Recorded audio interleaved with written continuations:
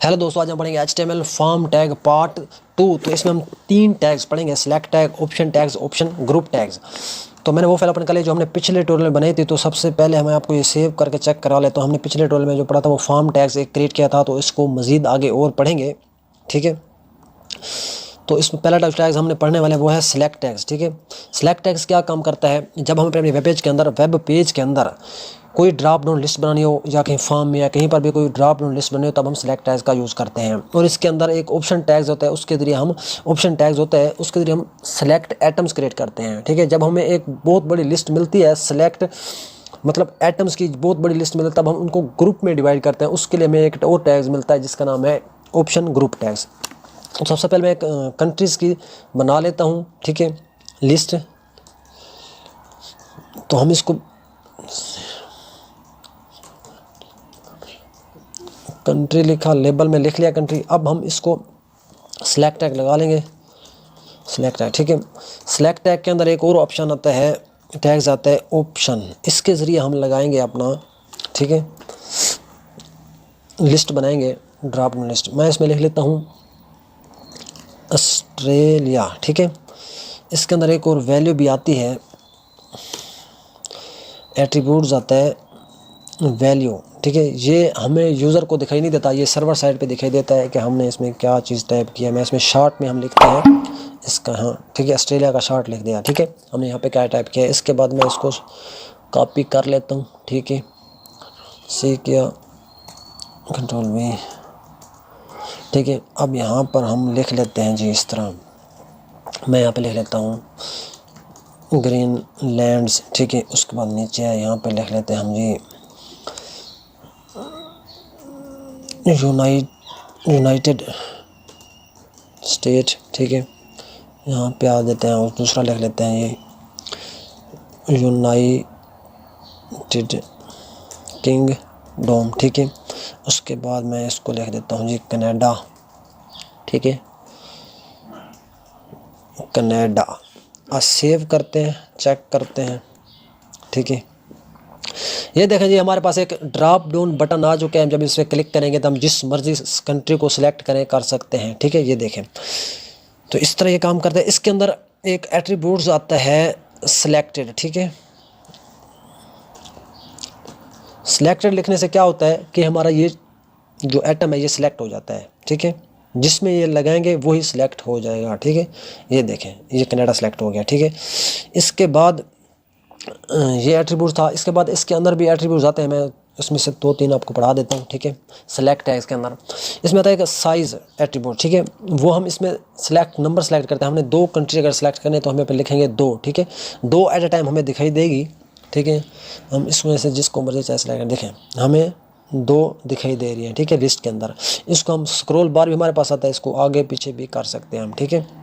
हम इसमें 3 लगाएं, 4 लगाएं, जितने मर्जी लगाएं लगा सकते हैं। इसके बाद एक और एट्रीब्यूट्स आता है जिसका नाम है जी मल्टीपल, ठीक है। ये लगाने से क्या होता है, ये हमें एक मल्टीपल लिस्ट क्रिएट करके देता है, ठीक है। जिसको मर्जी हम सेलेक्ट करें कर सकते हैं, 2-3 इकट्ठी सेलेक्ट करें कर सकते हैं। मैंने इस पर क्लिक किया, मैंने कंट्रोल की प्रेस किया, ठीक है, और फिर दूसरी कंट्री पे आया, फिर उसको क्लिक किया, फिर तीसरी कंट्री पे आया, उसको क्लिक किया, ठीक है। यानी कि 3-4 कंट्री इकट्ठी सेलेक्ट कर सकते हैं। मल्टीपल एट्रीब्यूट्स का ये फ़ायदा है, ठीक है। तो हम ये इस तरह बनता है जी हमारा ड्रॉप डाउन, ठीक है। सिलेक्ट टैग्स इस तरह काम करता है। इसके बाद एक और हमारा टैग्स रहता है जिसका नाम है ऑप्शन ग्रुप्स।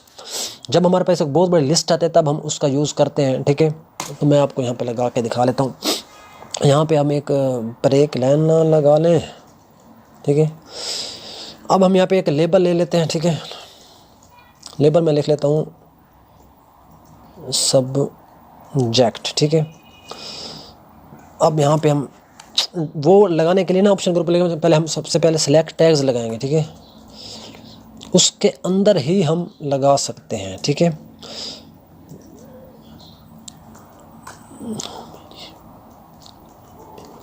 ग्रुप्स, उसके इसके अंदर हम फिर और टैग्स लगाएंगे जिसका नाम है ऑप्शन, ठीक है। इसके अंदर हम लिखेंगे, ठीक है। यहाँ पर एक एट्रीब्यूट्स आता है ऑप्शन ग्रुप के अंदर, लेबल LB, ठीक है। उसके अंदर हम इसकी हेडिंग देते हैं, ठीक है। मैं यहाँ पे FOR फॉर्म टैग्स लिखने वाला हूँ, ठीक है। जो हमने पढ़ने हैं फॉर्म टैग्स में वो लिख लेता हूँ, ठीक है। मैं लिख लेता हूँ जी फील्ड सेट, ठीक है। इसको हम क्या करते हैं, कॉपी कर लेते हैं, सी किया, इंटर किया, कंट्रोल वी, इस तरह, ठीक है। यहाँ पे हम चेंज कर लेते हैं, यहाँ पे ले लेते हैं जी सेट लीजेंड, ठीक है। उसके बाद नीचे आ जाते हैं, ठीक है। इस तरह मैं लिख लेता हूँ डी डाटा लिस्ट, ठीक है। फिर नीचे आ जाता हूँ, मैं लिख लेता हूँ जी बटन BU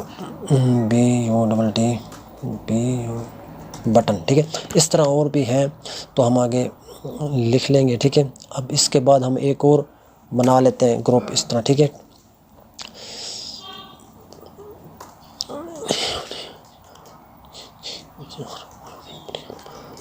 इसमें भी हम लगा लेंगे ऑप्शन टैग्स, ठीक है। इसमें भी हम अपना लेबल टैग्स लगा लेते हैं, ठीक है। इसमें भी हम लिख लेंगे फॉर्म एट्रीब्यूट, ठीक है,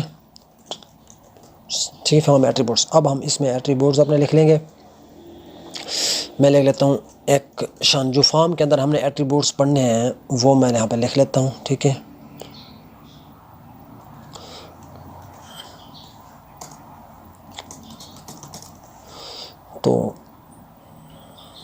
तो बहुत सारे हैं, काफ़ी सारे हैं, ठीक है। एक्शन ऑटो कंप्लीट, ठीक है। उसके बाद है हमारा मेथड है, ठीक है। उसके बाद हमारा है जी एक लिख लेते हैं और, ठीक है, टारगेट और भी हैं, लेकिन हम इसको सेव करते हैं, चेक करते हैं, ठीक है, किस तरह आ रहा है हमारा, ठीक है। ये देखें जी, ये हमारे पास एक दो ड्रॉप डाउन लिस्ट आ रही है, एक कंट्री की लिस्ट आ रही है, दूसरा आ रही है सब्जेक्ट की लिस्ट, ठीक है। इसमें हमने लगाया है अपना ऑप्शन ग्रुप टैग्स, ठीक है। ये देख लें पहले, ठीक है, ये इस तरह आ रहा है, ठीक है, एक ड्रॉप डाउन, ठीक है। उसके बाद जब हम इस पर क्लिक करेंगे, ये देखें, ये हमें दो ग्रुप्स मिल रहे हैं, एक फॉर्म टैग्स का ग्रुप्स है, दूसरा फॉर्म एट्रीब्यूट्स का ग्रुप है, ठीक है। हम फॉर्म टैग्स को सिलेक्ट करेंगे, उसको देखें फील्ड सेट आ गया, ठीक है, ये हमारा टैग्स है। उसके बाद अगर हमने इसमें से कोई एट्रीब्यूट सेलेक्ट करना है, देखें ये एट्रीब्यूट्स आ गया, लेकिन हम इसको नहीं सेलेक्ट कर सकते, जो हमने ऑप्शन ग्रुप्स के अंदर जो एट्रीब्यूट्स दिया हुआ है, हम इसको हेडिंग जो है इसको हम सेलेक्ट नहीं कर सकते। तो इस तरह ये हमारे काम करते हैं। तो तब तक के लिए इतने, thank you, take care, bye bye.